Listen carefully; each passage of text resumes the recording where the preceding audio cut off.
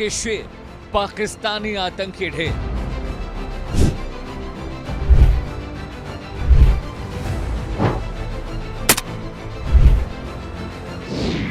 खुफिया चेहरा, बेकार पाक का पहरा।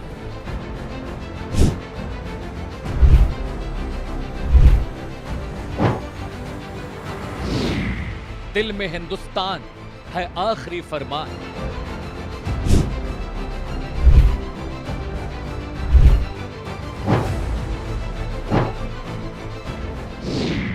हाफिज मसूद मिट जाएगा वजूद।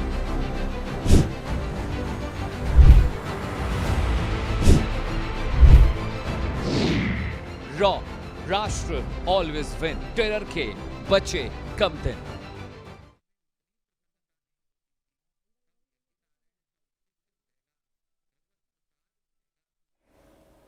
आप देख रहे हैं देश का सवाल। दर्शकों, आतंक की फैक्ट्री में अब डर का कारोबार शुरू हो चुका है।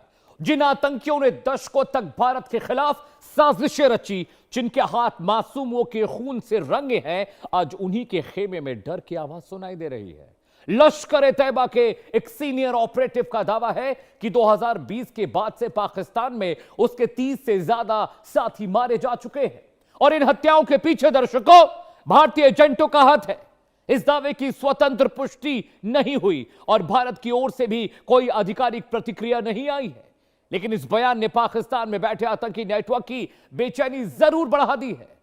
हाफिज सईद, मसूद अजहर, जकीउर रहमान, लखवी, साजिद मीर, अब्दुल रऊफ अजहर, यूसुफ अजहर, सैयद सलाहुद्दीन और दाऊद इब्राहिम जैसे नाम सालों से भारत के खिलाफ आतंकी साजिशों से जुड़े रहे। सवाल यह है कि अब तक आतंक के सरगनाओं को भी अपनी सुरक्षा की चिंता सताने लगी है। क्या पाकिस्तान की सरजमी पर पलने वाला आतंकी दावा अब कमजोर होने लगा है और क्या आतंकवाद के खिलाफ लड़ाई अब एक नए दौर में दाखिल हो चुकी है? क्या आतंक के आकाओं में यह बेचैनी सिर्फ एक दावा है या किसी बड़े बदलाव के संकेत? जरा लश्कर के सीनियर ऑपरेटिव हनीफ को सुनिए और देखिए उसका डर और खौफ। इस जुर्म के अंदर हिंदुस्तान की खुफिया एजेंसीज ने उसको यहाँ आजाद कश्मीर के अंदर भी अमन और चैन से नहीं रहने दिया। अपने जर खरीद एजेंटों के जरिए से उसको यहाँ पर शहीद किया गया। ये पहला वाकया नहीं है। गुज़श्ता 3-4 सालों के अंदर 30 से ज्यादा वाकयात हो चुके हैं कि हमारे भाइयों को शहीद किया गया। किसी को पेशावर में, किसी को कराची में, किसी को पिंडी में, किसी को रावलाकोट में। तो किसी को रावलाकोट में, किसी को रावलपिंडी, किसी को पेशावर में मारा गया। देश का सवाल आपकी स्क्रीन पर है जिस पर हम चर्चा करेंगे। क्या भारत के कोवर्ट ऑपरेशन के चलते पाकिस्तान खौफ में है, पाकिस्तान डरा हुआ है? दर्शकों, सवाल नंबर 2 आपकी स्क्रीन पर आने जा रहा है जिस पर हम चर्चा करेंगे। लश्कर जैसे ग्रुप में भारतीय एजेंट्स की वजह से क्या असुरक्षा बढ़ रही है? यह खौफ अच्छा है। सवाल नंबर 3, क्या आतंक के खिलाफ भारत की रणनीति पहले से ज्यादा प्रभावी हो गई है? यह भी बहुत गंभीर विषय है, इस पर भी चर्चा होगी। सवाल नंबर 4, आतंकियों के लिए पाक अब भी सुरक्षित ठिकाना नहीं रह गया है, शायद इसीलिए तो बीते 2 साल में 30 आतंकवादी ढेर हुए।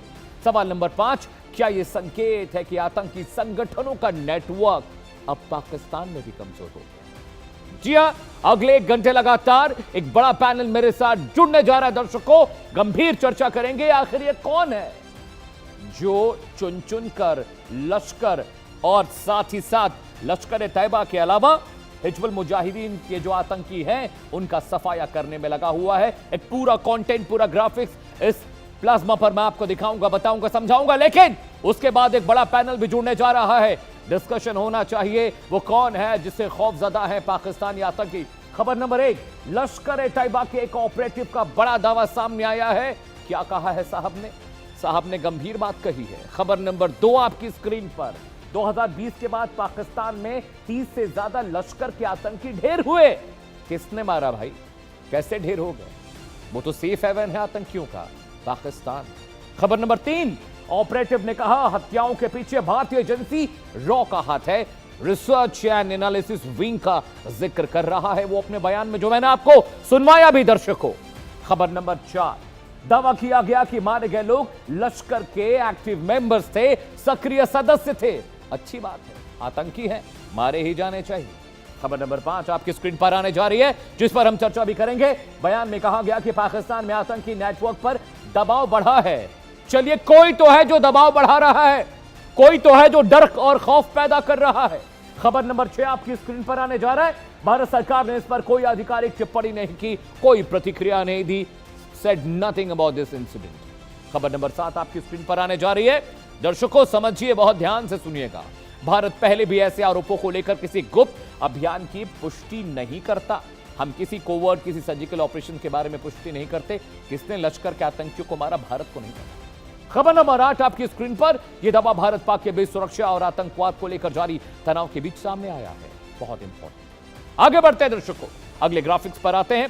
किसके निशाने पर है लश्कर आतंकी, कौन मार रहा है इनको? जी हां, खबर नंबर 1 मैंने आपको बता दिया। रॉ का जलवा, पाक की निकली हवा, लश्कर तैयबा के कोऑपरेटिव का बड़ा दावा सामने आया है। इन्फो नंबर 1 आपकी स्क्रीन पर। 2020 से अब तक 30 से ज्यादा लश्कर आतंकी मारे जाने का दावा किया जा रहा है। मुनीर और शहबाज साहब परेशान जरूर होंगे। इन्फो नंबर 2 आपकी स्क्रीन पर। दावा लश्कर के सीनियर ऑपरेटिव रिजवान हनीफ ने किया है कि बीते कुछ सालों में, कुछ महीनों में 30 से ज्यादा ऑपरेटिव हमारे मारे गए। ये सीनियर आतंकवादी थे, लश्कर के सीनियर आतंकवादी। सुन के भी कैसा लगता है? इन्फो नंबर 3, कई पाकिस्तानी शहरों में आतंकियों को निशाना बनाए जाने का आरोप भी लगा है। यह आरोप कैसा आरोप है? आतंकवादी हैं तो मारे ही जाएंगे, आतंक फैला रहे हैं, दुनिया भर के मुल्कों को परेशान कर रहे हैं। इन्फो नंबर 4, भारतीय एजेंट्स पर आरोप, लेकिन कोई आधिकारिक पुष्टि नहीं हुई। सरकार ने इस बारे में कोई बयान नहीं दिया, कोई बातचीत नहीं की, कोई प्रतिक्रिया नहीं दी। और हम दे भी क्यों प्रतिक्रिया? जो मार रहा प्रतिक्रिया उससे लेनी चाहिए। इन्फो नंबर 5, भारत सरकार ने इस दावे पर कोई आधिकारिक प्रतिक्रिया नहीं दी, कोई टिप्पणी नहीं की है। जी हां, इन्फो नंबर 6 आपकी स्क्रीन पर आने जा रहा है दर्शकों। वो कहता है दावे की स्वतंत्र रूप से पुष्टि नहीं हुई है। जब पुष्टि ही नहीं हुई है तो फिर भारत जवाब भी क्या देगा, कैसे देगा, किसे देगा, किस तरह से देगा? लेकिन आप लोग ये इंफॉर्मेशन जरूर देख रहे हैं, लेकिन टेलीविजन पर पहली बार मैं आपको बताने जा रहा हूं भारत में कितनी खुफिया एजेंसियां हैं। देखिए स्क्रीन पर वो ग्राफिक्स आने जा रहा है। Sir please play the right graphics. Agency number 1, raw research and analysis wing, पहली एजेंसी भारत की। टॉप 10 एजेंसीज के बारे में बताने जा रहा हूं जो टेलीविजन पर आज तक आपको किसी ने नहीं बताई होगी। Agency number 2, IB intelligence bureau. जी हां, अगली एजेंसी आपकी स्क्रीन पर आने जा रही है जो आपने सुनी भी नहीं होगी। Agency number 3, NTRO, national technical research organisation. ये तीसरी एजेंसी है जो खुफिया एजेंसी के तौर पर भारत में काम करती है। चौथी एजेंसी आपकी स्क्रीन पर आने जा रही है, इसके बारे में भी हम वेरी श्योर है कि आपने नहीं सुना होगा। टॉप 10 एजेंसीज के बारे में बता रहा हूं, रॉ और सीबीआई तो सब जानते हैं, इंडिया न्यूज आपको इसके आगे लेकर चल रहा है। Agency number 4, DIA, defence intelligence agency. इसके बारे में भी आपने नहीं सुना होगा, लेकिन यह भी काम करती है भारत के सुरक्षा के लिए। एजेंसी नंबर 5 आपकी स्क्रीन पर आने जा रही है, MI, मिलिट्री इंटेलिजेंस। इसके बारे में कुछ लोग जरूर जानते होंगे, लेकिन बहुतायत में इसके बारे में भी जानकारी नहीं है पब्लिक डोमेन में। एजेंसी नंबर 6 आपकी स्क्रीन पर आने जा रही है, नेवल इंटेलिजेंस भी है जो खुफिया तौर पर नेवी के लिए काम करती है। समुद्री सुरक्षा का जिम्मा इसके पास होता है। Agency number 7 is on your screen. दर्शकों आपकी स्क्रीन पर आने जा रही है एजेंसी नंबर 7 जो खुफिया तौर पर काम करती है, उसका नाम है एयर इंटेलिजेंस। जी हां, एयर इंटेलिजेंस हमारी हवाई सीमाओं की सुरक्षा का जिम्मा इनके पास होता है। अगली एजेंसी के बारे में भी आपको जानना बहुत जरूरी होगा। बहुत सारी ब्लैक मनी, बहुत सारा फंड आता है आतंकियों को फंड करने के लिए, उसकी जानकारी कौन रखता है? एजेंसी नंबर 8 आपकी स्क्रीन पर, DRI, directorate of revenue intelligence, जो खुफिया और जो पैसा आ रहा है दुनिया भर से आतंकियों को फंड करने के लिए हवाला के जरिए, क्रिप्टो के जरिए, उसकी जांच पड़ताल एजेंसी करती है। एजेंसी नंबर 9 आपकी स्क्रीन पर, FIU India, financial intelligence unit, जो इंडिया के तौर पर काम करती है। फाइनेंशियल इंटेलिजेंस यूनिट का बहुत ज्यादा अहम योगदान है आतंकवादियों की धरपकड़ में। Agency number 10, last but not the least, DGS, directorate general of security. ये भी खुफिया तौर पर भारत की सुरक्षा के लिए काम करते हैं। दर्शकों आगे बढ़ते हैं। आज से पहले आपने 10 एजेंसी के नाम नहीं सुने होंगे। भारत के top 10 most wanted, top 9 most wanted जो पाकिस्तान में छिपे बैठे हैं, जरा उनकी तस्वीर, उनका नाम पता बता दूं। हाफिज सईद लश्कर तैयबा का संस्थापक है। भारत में मुख्तलिफ आतंकवादी घटनाओं में ये शामिल रहा है। हवा इसकी भी खराब है, 30 मारे गए हैं, 31वां ये भी हो सकता है। आतंकी नंबर 2 मौलाना मसूद अजहर, जैश ए मोहम्मद का संस्थापक है। डर इसे भी है, खौफ में ये भी है कहीं इनका भी काम तमाम ना हो जाए 72 हुरों से, कहीं इनकी मुलाकात का प्रबंध भी, इंतजाम भी ना कर दे एजेंसी। आतंकी नंबर 3 जकीर रहमान लखवी, लश्कर तैयबा का सीनियर कमांडर है और ये भी आतंकवादी वारदातें फैलाने में भारत में नंबर 1 पर रहा है, अव्वल रहा है। आतंकी नंबर 4 आपकी स्क्रीन पर साजिद मीर 26/11 मुंबई आतंकी हमलों से यह आरोपी जुड़ा रहा है। इन्वेस्टिगेशन में इस तरह की जानकारी मिली है एजेंसीज को। जी हां, आतंकी नंबर 5 आपकी स्क्रीन पर आने जा रहा है अब्दुल रऊफ अजहर, मसूद अजहर का भाई और जैश ए मोहम्मद का सीनियर लीडर। ये भी खौफ में है और इस निशाने पर तो ये भी है, क्या पता कल इसी का नंबर आ जाए। आतंकी नंबर 6 आपकी स्क्रीन पर यूसुफ अजहर, जैश ए मोहम्मद से जुड़ा आरोपी है और बहुत सारी आतंकवादी घटनाओं में इसका नाम भी शामिल रहा है दर्शकों, और ये भी बहुत सारे आतंकवादी घटनाओं में मुफ्तला रहा है, शामिल रहा है। आतंकी नंबर 7 सैयद सलाउद्दीन हिजबुल मुजाहिदीन का कमांडर है, प्रमुख है। ये भी इस वक्त छिपा बैठा है पाकिस्तान में, लेकिन कितने दिन तक खैर मनाएंगे, एक दिन तो उसी का टूटना ही है। दाऊद इब्राहिम को आपने देख लिया, भारत में वांछित अंडरवर्ल्ड सरगना, मुंबई धमाकों का आरोप। इलियास कश्मीरी अलकायदा से जुड़ा हुआ है। ये 9 आतंकवादी जो आपकी स्क्रीन पर मैंने आपको बता दिए दर्शकों, ये खतरनाक आतंकवादी हैं। इनसे एजेंसीज इनको ट्रैक कर रही हैं और ये छिपे बैठे हैं। एक बड़ा पैनल मेरे साथ जुड़ने जा रहा है दर्शकों। स्वागत कीजिए मेजर जनरल डॉक्टर राजन कोचर साहब का। बहुत बहुत शुक्रिया सर वक्त निकालने के लिए और आने के लिए शो में। इसके अलावा मेरे साथ अशोक कुमार साहब हैं, फॉर्मर डीजीपी उत्तराखंड है, आपका भी बहुत बहुत स्वागत है सर, बहुत शुक्रिया वक्त निकालने के लिए। एनके सूद साहब मेरे साथ हैं, एक्स रॉ चीफ हैं, बहुत बहुत शुक्रिया सर। और अली अशरफ रत्ता आपको तस्वीरों में दिखाई दे रहे हैं, पाकिस्तान के पत्रकार हैं, आपका भी बहुत बहुत स्वागत है। सबसे पहले सूद सर मैं आपके पास आऊंगा, ये कौन लोग हैं जो लश्कर के आतंकवादियों को मार रहे हैं? हवा खराब है और हनीफ कह रहा है कि भाई पेशावर, रावलपिंडी कोई इलाका बचा नहीं, हमारे जो लोग हैं उनको मारा जा रहा है, जो हमारे टॉप कमांडर्स हैं वो मारे जा रहे हैं। देखिए, ये तो वो बैटरी जानते होंगे नेचुरल, जब उनको पता है कि कौन मार रहा है तो बड़ी अच्छी बात है। लेकिन इन्होंने 30 की लिस्ट दी है, मेरे पास 51 लोगों की लिस्ट है। ये तो लश्कर तैयबा के बता रहे हैं ना, फिर बाकी ऑर्गेनाइजेशन उनके भी मारे गए। जिसने आपके जादव को किडनैप किया था वो भी मार दिए गए बलूचिस्तान के अंदर। एक्चुअली वो पाकिस्तान के आईएसआई ने क्लेम किया हमने मार दिया, क्योंकि ईरान ने कहा था कि हमको इनको दे दो, तो उन्होंने मार दिया। फिर जिस आदमी ने उसको किडनैप किया था, एक कर्नल था, उसको काठमांडू से किडनैप कर दिया, पता नहीं कहां चला गया। ये तो सिर्फ पाकिस्तान की लिस्ट है, लेकिन बहुत सी लिस्ट पड़ी है जो नेपाल के अंदर के लोग काम करते थे, उनकी बड़ी लिस्ट पड़ी हुई है। वहां पे 5-6 लोग बैठे हुए हैं। आप धुरंधर पिक्चर देख रही हो, धुरंधर में बहुत सी चीजें दिखाई गई हैं, लेकिन इंफॉर्मेशन इनकी तरफ से आई है तो जवाब भी ये देंगे, हमें जवाब देने की जरूरत नहीं है। लेकिन हाँ, ये पीएम मोदी ने कहा था अंदर घुस के मारेंगे। फिर इसी तरीके से हमारे होम मिनिस्टर ने कहा था कि घुस घुस के अंदर मारेंगे, और घुस के मारे। हमने ये तो 30 की लिस्ट दी है, लेकिन एक बता दूं बात आपको, जो ऑपरेशन सिंदूर हुआ था वहां पे 450 लोग मारे गए थे, किसी ने नाम नहीं उठाया, ना हिंदुस्तान ने ना पाकिस्तान ने। जब नो टेरर कैंप पे अटैक हुआ तो आपको पता है कि कितने लोग मारे गए। जैश ए मोहम्मद के चीफ थे मसूद अजहर, वो तो 1 सेकंड के लिए बच गए, 2 मिनट पहले निकल गए एक मस्जिद से जहां पे वो बैठे थे अपने घर के आसपास, लेकिन उनके बाकी फैमिली के लोग मारे गए, वो भी तो टेररिस्ट थे ना। यहाँ पे 300 तो मारे गए थे, इससे पहले जब बालाकोट स्ट्राइक हुई थी वहां मारे गए थे। फिर हमने एक टेररिस्ट अटैक हमने वो किया था जब हमारे यहाँ पे अटैक हुआ था 2017 के अंदर, तो हमने पाकिस्तान के अंदर घुस के मारे थे, वहां पे 30 मारे थे। तो लिस्ट देखेंगे तो आपको मिलेंगे कम से कम 1000 के आसपास टेररिस्ट तो निपटा दिए गए हैं। फिर इंडिया के अंदर 2000 से ज्यादा टेररिस्ट मारे गए हैं, सारे के सारे पाकिस्तान से आए थे। जो इंडिया के अंदर टेररिस्ट बैठे थे उनकी तो बात अलग है, लेकिन एक बात है कि इस टाइम पे खौफ है। और आपके जो हाफिज सईद है, ये पहले बड़े घूमा करते थे, बहुत स्पीच दिया करते थे, आजकल पता नहीं कहां चले गए, अंडरग्राउंड हो गए। और जिस दिन बाहर आएंगे ये इनका भी काम हो जाएगा, मैं आपको गारंटी से कह सकता हूं, क्योंकि आज पाकिस्तान के टेररिस्टों से पाकिस्तान के लोग बहुत ज्यादा परेशान हो चुके हैं। वो मारे, हम मारे, कोई मारे, लेकिन इनको मारा जाएगा और निपटा दिए जाएंगे। यही तरीका है पाकिस्तान से डील करने का, बाकी कोई तरीका नहीं है। बातचीत से पाकिस्तान से कुछ होगा नहीं, क्योंकि जब बात करेंगे तो ये उस बात को मानते ही नहीं है। आज बात करते हैं उसके बाद मुकर जाते हैं। तो जब आपने इन्होंने यहाँ पे हम जब अटैक हुआ था यहाँ पे एक टेररिस्ट कैंप के ऊपर, हमारे जो स्ट्राइक आपके पठानकोट के ऊपर, तो उसके बाद पीएम मोदी ने कहा कि बात करो और आप सोल्यूशन दो। आए, बात की, उस मुकर गए। तो इनका तो कोई सोल्यूशन है नहीं, बात करेंगे नहीं, बात इनसे हम भी नहीं करेंगे, क्योंकि हमारे लेवल का कोई लीडर नहीं वहां पे। तो इनको तो निपटाने का एक ही तरीका है, गनमैन आते हैं, गोली मार देते हैं। लेकिन आज जो लोग हमारे लिए काम कर रहे हैं, पाकिस्तान के खिलाफ काम कर रहे हैं, एक्चुअली देखा जाए तो पाकिस्तान को साफ कर रहे हैं, पाकिस्तान की सफाई की जा रही है। और इन टेररिस्टों के मरने के बाद पाकिस्तान के अंदर और ज्यादा पीस होगी, डेवलपमेंट भी हो पाएगी। लेकिन जब तक ये टेररिस्ट रहेंगे, जब तक कि पाकिस्तान की आर्मी को सपोर्ट करती रहेगी, ये पैदा होते रहेंगे, पैदा होंगे तो इनको गन मारा के मारते रहेंगे और इनका काम होता रहेगा। ठीक है सूद सर, आप जो बता रहे हैं, I've understood, I've taken your point। General साहब मैं आपके पास आ रहा हूँ, डॉक्टर राजन कोचर साहब, चलिए, भारत ने इस विषय पर कोई टिप्पणी नहीं की है, कोई पुष्टि नहीं की, कोई कंफर्मेशन नहीं दी है, लेकिन अच्छा है, आतंकवादी आतंकवादी होता है। आज भारत में धमाके करा रहा है, कल किसी और देश में कराएगा।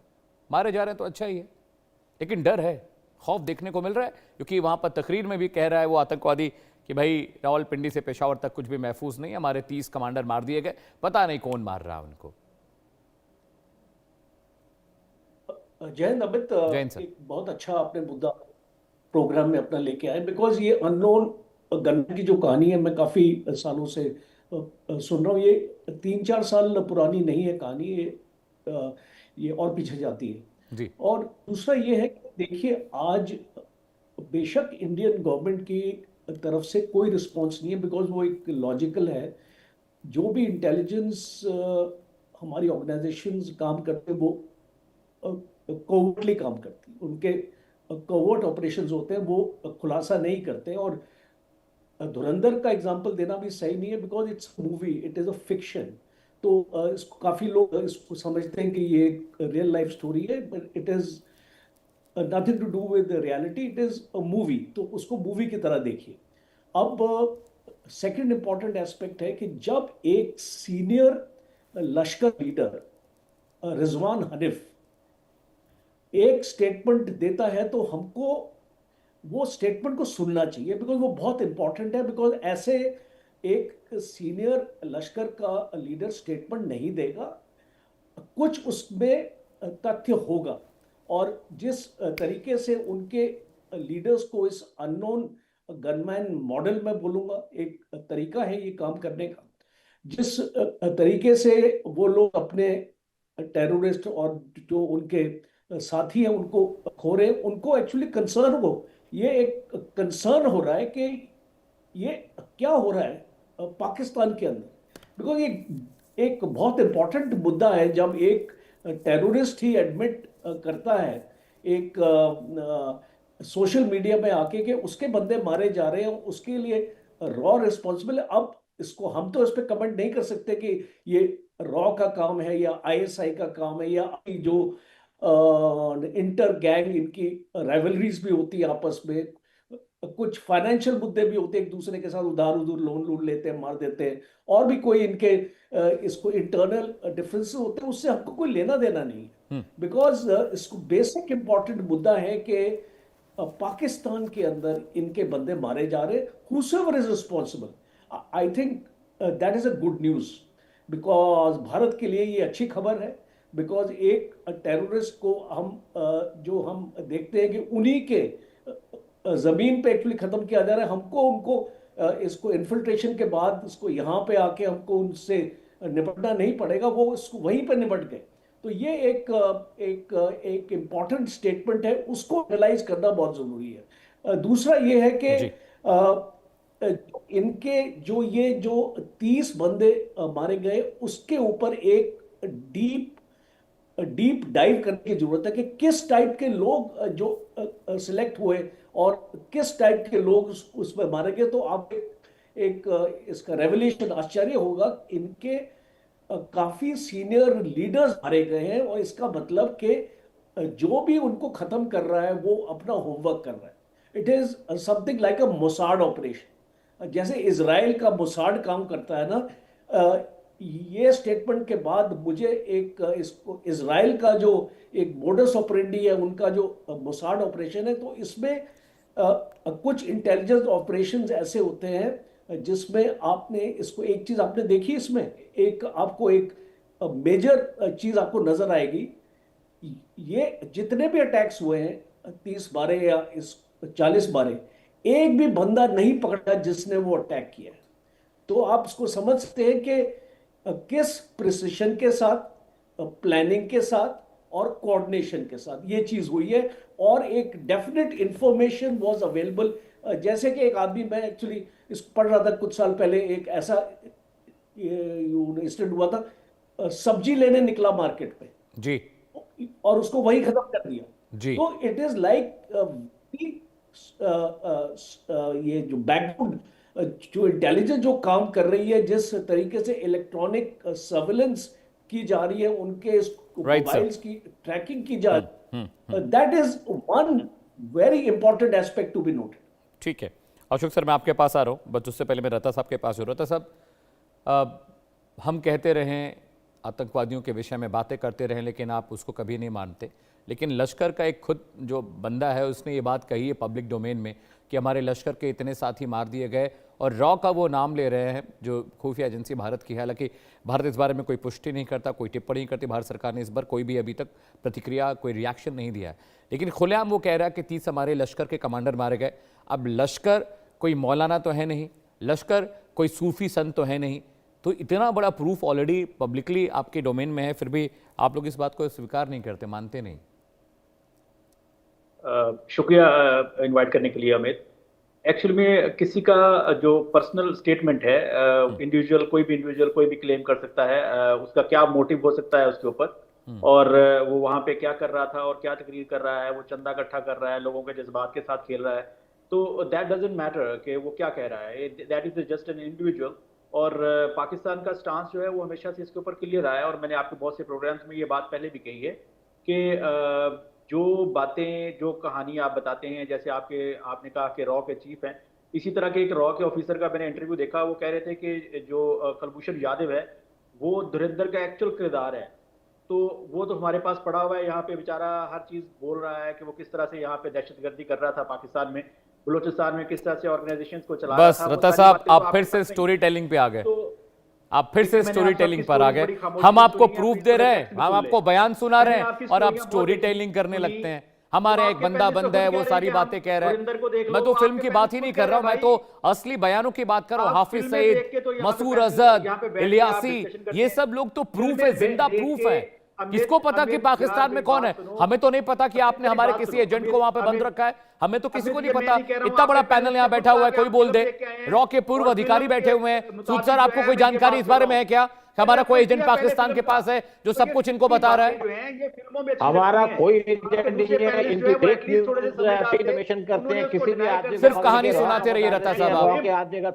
कभी तो फैक्ट पे बात करिए, कभी तो फैक्ट पर बात करिए।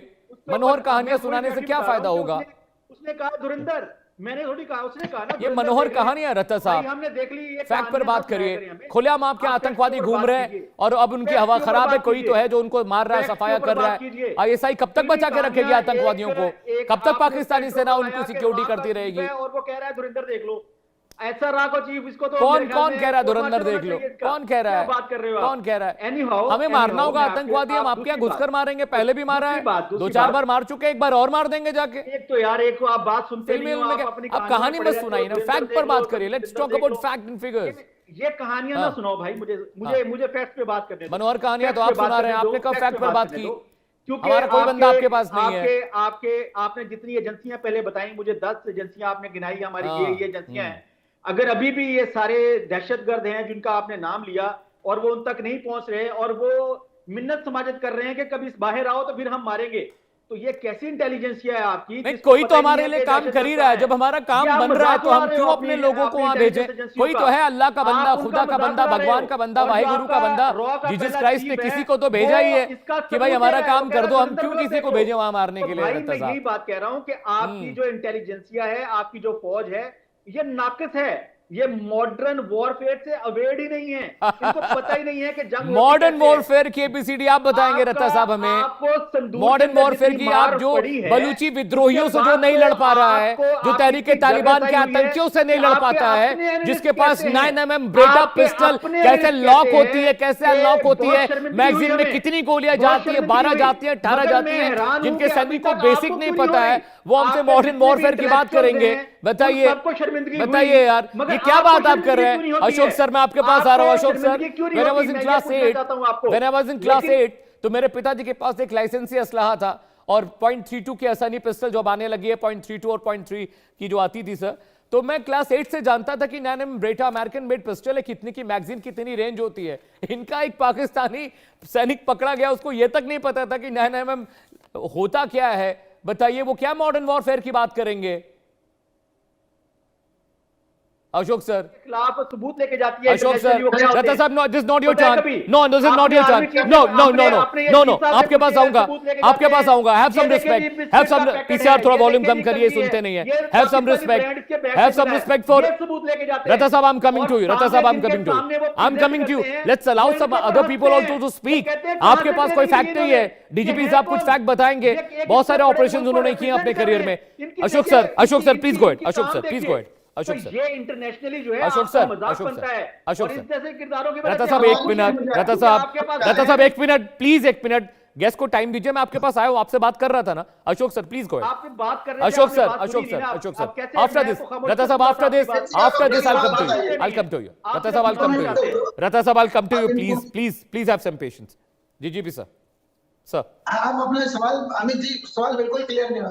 हाँ कृपया सर, मैं ये पूछिए। पूछ रहा हूं कि जिस देश की सेना तहरीक-ए-तालिबान पाकिस्तान और बलूची विद्रोहियों से नहीं लड़ पा रही है, जिस देश का डिफेंस मिनिस्टर ये कहता है पार्लियामेंट में कि हमारी सेना से ज्यादा मॉडर्न बलूची विद्रोही हैं, वो हमारे साथ मॉडर्न वॉरफेयर की बात कर रहा है। It's a joke sir, it's a joke.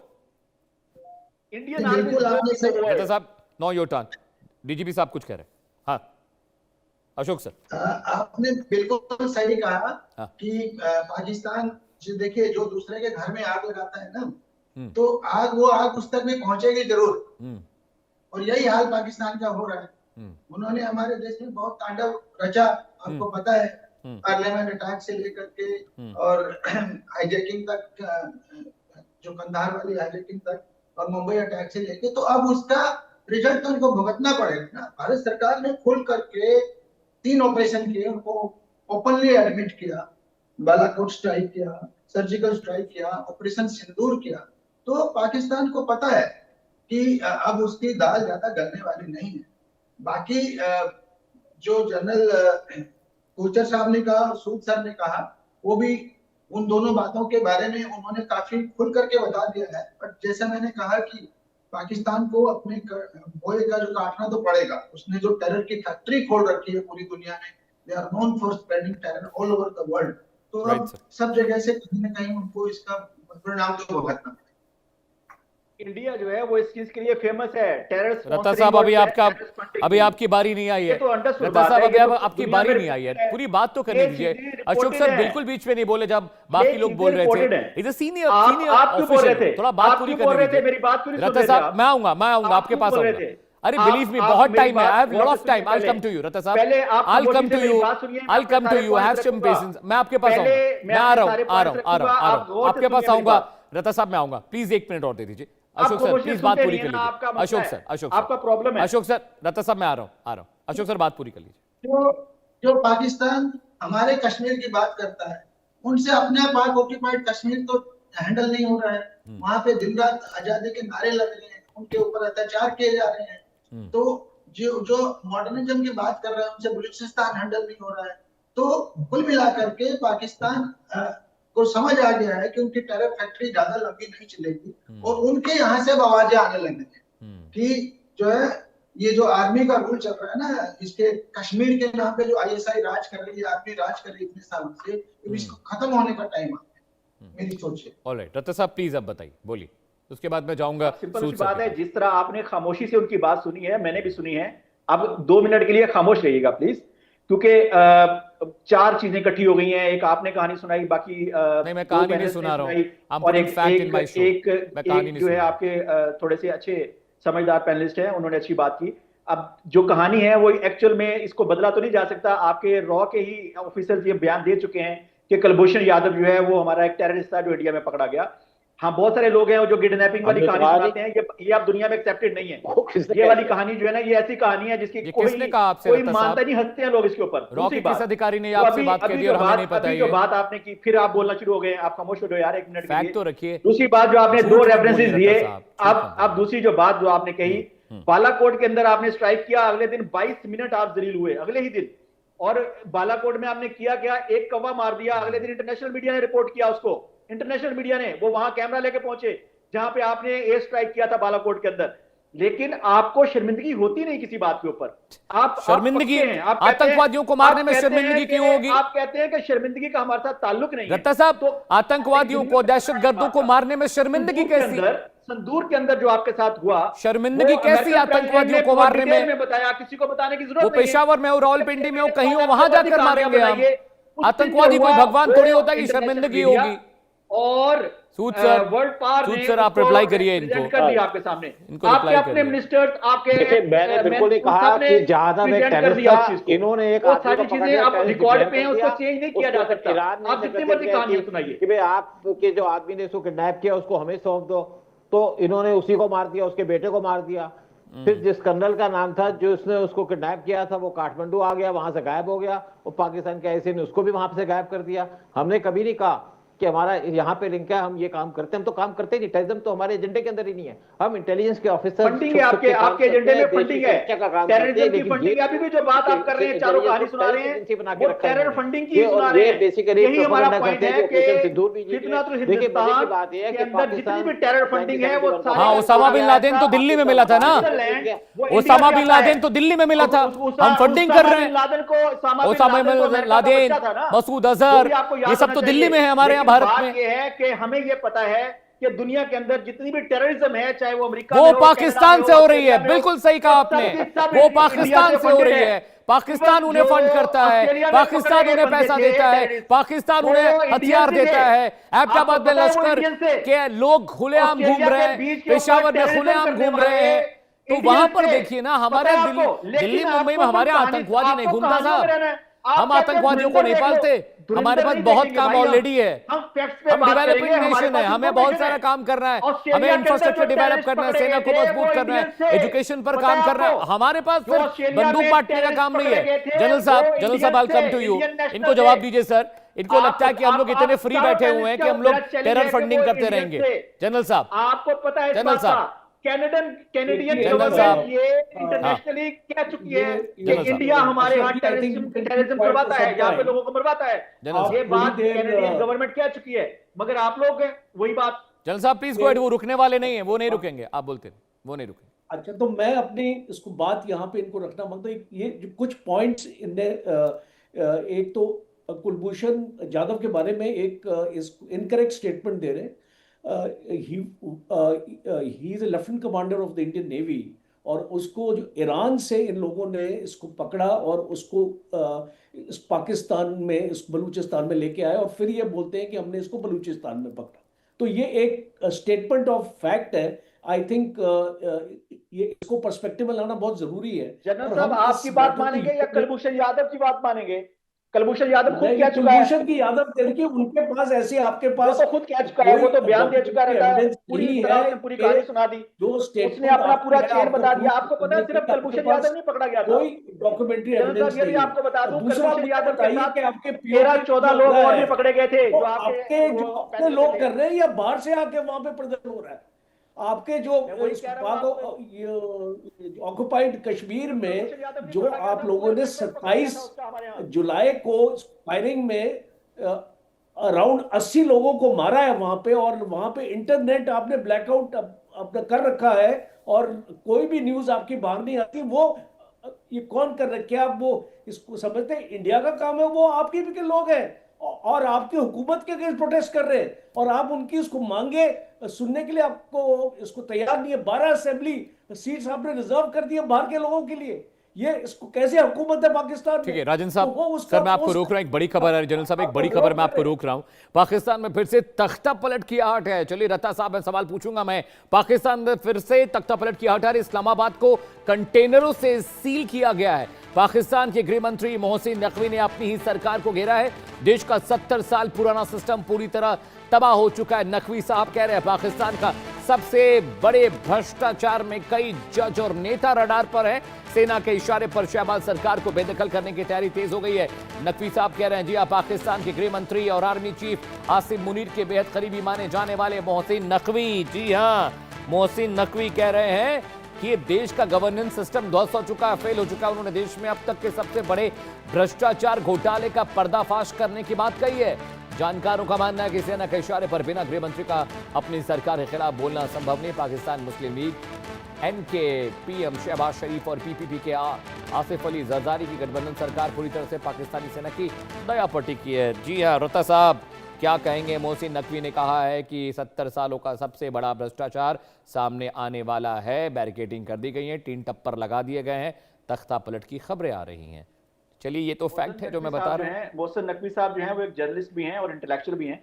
हर किसी का अपना एक पॉइंट ऑफ व्यू है। आपने शायद सुना नहीं है, उन्होंने कहा ये मेरा पर्सनल पॉइंट ऑफ व्यू है और किसी को भी कोई भी राय देने का हक है। और दूसरी बात, जो अभी कंटेनर्स की बात कही, तख्ता पलट, ये वो कहानी जो आपने बड़ी एग्जैजरेट, अरे गृह मंत्री कल 5 पत्रकार से बड़ा गृह मंत्री होता है साहब। गृह मंत्री आपके यहाँ का होम मिनिस्टर कह रहा है, गृह मंत्री एक पत्रकार से बहुत ऊपर होता है। हम सब पत्रकार हैं। फैक्ट के बारे में कोई इंडिविजुअल मंत्री का इंडिविजुअल बयान नहीं होता रहता साहब। What kind of journalist you are? सरकार में बैठा आदमी कोई बयान देता है तो व्यक्तिगत बयान नहीं होता है, वो सरकार की बात होती है, देश की बात होती है। मीडिया कहलाते हैं जो आपको सरकार की तरफ से मिल जाता है, आप कहते हैं पढ़ दो इसको यहाँ पे। चलिए ठीक है, बात किया करें थोड़ी सी। आपके बस की बात नहीं जवाब देना, क्योंकि आप डरपोक हैं।